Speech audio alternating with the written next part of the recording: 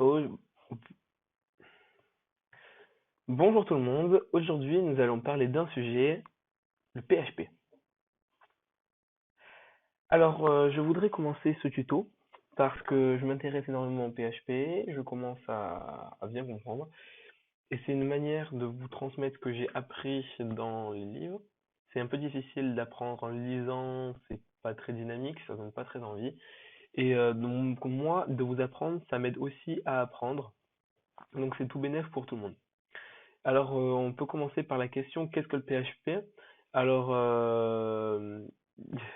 avant, tout le monde pouvait faire sa petite page internet facilement avec juste du HTML. Alors, je vais trouver un exemple sur internet.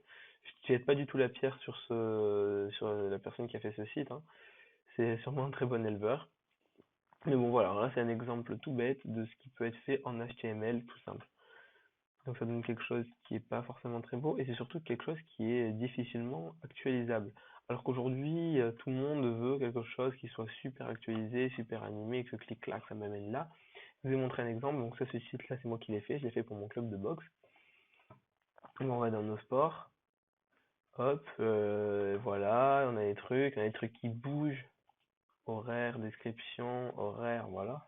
Ensuite, on a des événements qu'on peut rajouter, comme Facebook, voilà. Et on peut laisser des commentaires facilement. On laisse notre commentaire, on met comment on s'appelle, par exemple Lucas commentaire. Et là on poste. Et voilà, donc là directement c'est mis. Donc tout ça, toutes ces petites animations, tout ce qui est un peu interactif, le fait que regardez, hop, je passe en menu, ça, mon menu se passe comme ça. Vous voyez, ça se met comme ça. Tout ça, c'est des choses qu'on peut faire à partir du PHP. Et donc c'est en ça que c'est très intéressant le PHP. Par contre, ce qu'il faut savoir, c'est que le PHP, on ne peut pas l'utiliser comme seul logiciel, comment ça s'appelle, langage de programmation parce que c'est un logiciel, enfin, comment ça s'appelle, un langage qui permet d'exécuter que le langage version serveur. C'est-à-dire qu'une fois, ce qui va se passer, c'est que notre ordinateur, quand on va visiter une page, il envoie une demande au serveur. Le serveur, il fabrique la page grâce au PHP et il nous renvoie une page HTML. C'est comme ça que ça se passe grâce au PHP. Mais c'est pas comme ça, on va cliquer là et ça va se transformer en ça. Ça, c'est du JavaScript. Je ferai peut-être une série de tutos là-dessus. On n'y est pas encore. Voilà.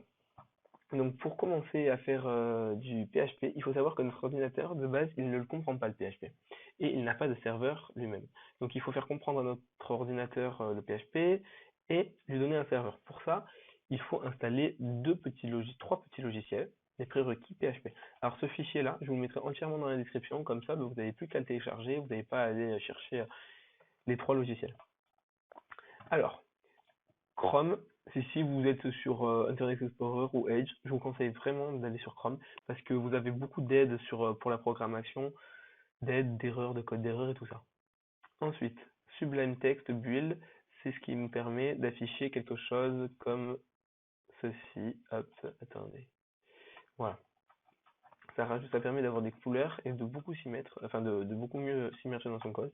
Sinon, on fait énormément d'erreurs, je vous promets, c'est impressionnant. Je peux vous conseiller également Notepad++. Je le trouve beaucoup moins bien, je vous le cache pas. Attendez, voilà. Ça ressemble à ça. Je trouve ça moins intuitif, moins beau. Et surtout, je fais plus d'erreurs quand je suis dessus.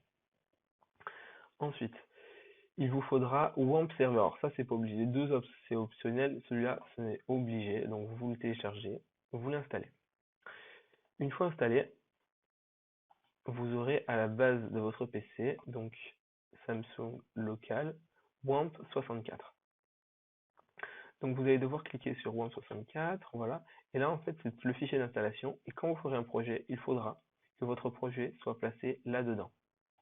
Donc, je m'explique. Alors, on crée un dossier. Nouveau dossier. On l'appelle tuto pour YouTube. Voilà. Donc, on l'ouvre, tuto pour YouTube, et on va faire un petit truc PHP, une commande très simple, histoire que vous compreniez un peu comment marche le PHP.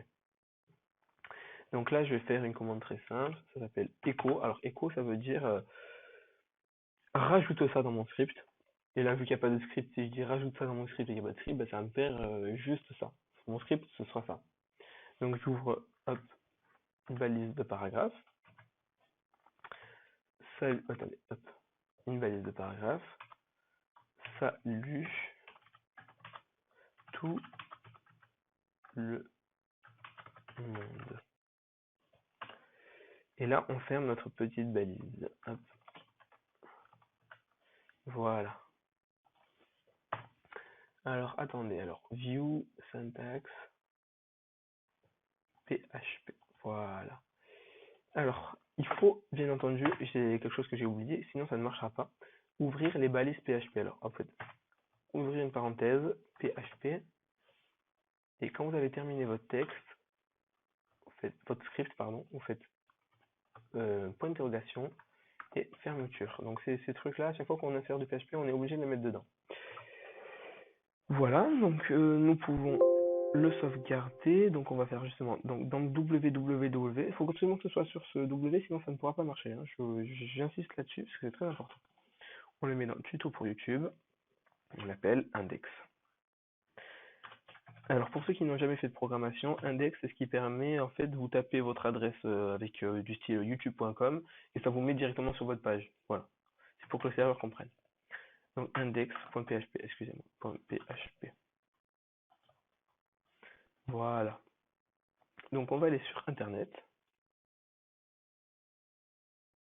Voilà. Donc nous allons exécuter localhost parce que ah non, excusez-moi, j'ai oublié de lancer WAMP server et si je ne le lance pas, ça ne pourra pas marcher. Alors là, il me demande l'administration, je pense que ça ne sera pas l'enregistrement.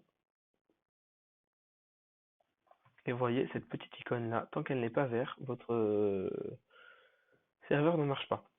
Il faut vous dire que parfois WAMP ne marche pas. Ce logiciel sur certains PC ne marche pas. C'est le cas sur mon ordinateur personnel. Dans ces cas-là, je vous invite à télécharger EasyPHP et je ne ferai pas de tuto dessus.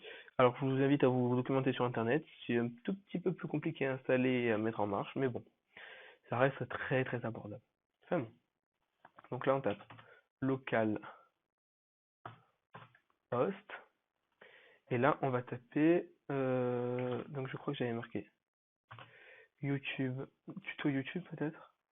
Excusez-moi, j'ai un petit doute. Tuto pour YouTube. Ah, attendez, hop, on va faire copier-coller. Tuto pour YouTube. On ferme le slash. Et vu que c'est index.php, il va être reconnu tout le monde. Et voilà. Salut tout le monde. Donc le PHP, c'est assez proche des autres langages de programmation. Si vous parlez JavaScript, par exemple, ça va être une formalité pour vous d'apprendre le PHP. Voilà, donc c'était les prérequis. Je ferai une vidéo pour continuer ce tuto. D'ici dans la semaine. Donc la prochaine chose qu'on verra, ce sera les opérateurs. Allez, à la prochaine et surtout, abonnez-vous.